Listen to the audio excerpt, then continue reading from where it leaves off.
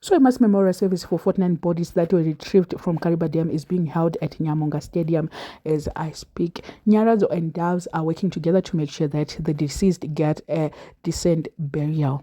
And Panama family members are kutaura iwo kuti avasitoziva kuti vavo vari amongst the 49 here kana kuti vachauya kana because hanzi it's so difficult for ameno process yavari kushandisirwa ipapo kuti vakwanise kuidentifya. Vari kutoti tamirirazve we cannot get access kuti tipinde mamochari kuti tiite sei. Mabodies ari kuti achiuya mamwe manyowani but vakangogariswa panze. Hanzi dai vachitiwo pavanosvika voita kuti tione kuti ndiani asvika, but hanzi they are making it difficult for them kuti vazive kuti chii chiri kuitika. And apa mochari yekukariba yazara vakutoti tida kutokumbira kuti karoiwo hakuna here kana kuchinhoi.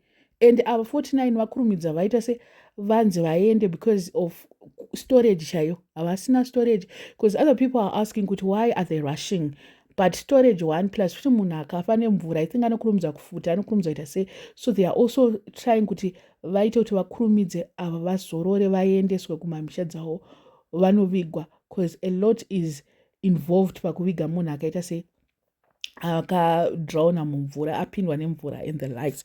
So ndo situation iripo. Zvinhu zvacho hazvinombonyatsomira zvakanaka. I saw some families saying kuti they've lost like 7 people at once. Valuza vanhu 7 from the family and only 4 vawanikwa, 3 havasati vawanikwa. And then the other family was saying kuti ivo muroora wavo she couldn't make it nemwana waangainaye and asiya mwe mwana mudiki futi.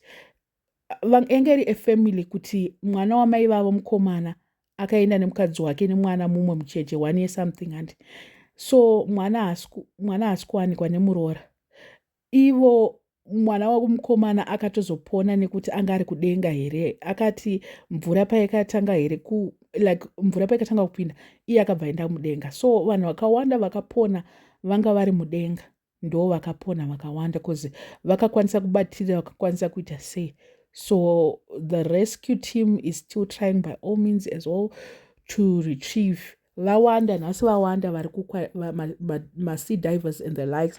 They've also added vamwe vanga vasipo. So at this moment MPs machichichi vasvika nendege zvavo special treatment handika vasvika nendege panzvimbo vakati regai tinyatsosvike tiripo because maroads ka havakwanise kumashandisa.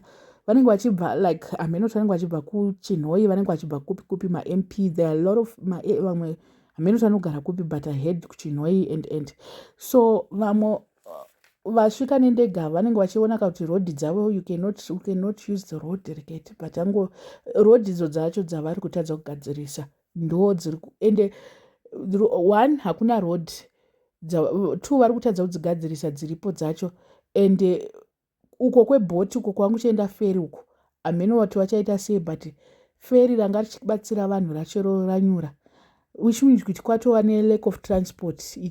Vanhu hamenoti vachashandise chii papapa kuye vanenge vachida kuya kurufu kwacho pakadai so zvinhu zvakamira kudai so anenge atori ma1. So I think kuti after today vanhu vanenge vakutora manje kuti vanonanga kupi vachinoviga vanenge vakunoviga. After memorial service I think kuti vachaendeswa kudzimba vonorara kumba here vamwe vozoviga mangwana something like that I don't know but vangoti regai tiite mass memorial service kuitira kuti vanhu vese vaite se munhu wese ave included ave involved.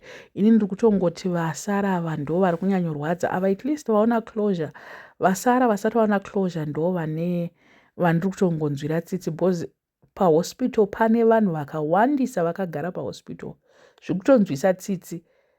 Vakawandisa vanhu vari pahospital vari kutraya kuda kuonawo hama dzavo, vari kutraya kuda kuti ko ningi vamwe vachoka inyaya yekuti Kariba handiti idiki munhu wese anoziva munhu wese like it's a small place yekuti everybody knows everyone handika they've become family. Kariba family inozivana inonzwanana. So it's not like it's a loss yekumba kwana ningi, it's a loss here the whole Kariba ndo zviri kukariba. So I don't know what you guys think. Let me know in the comment section what are your thoughts. If you are subscribed, please make sure that you are subscribed and see you in my next video.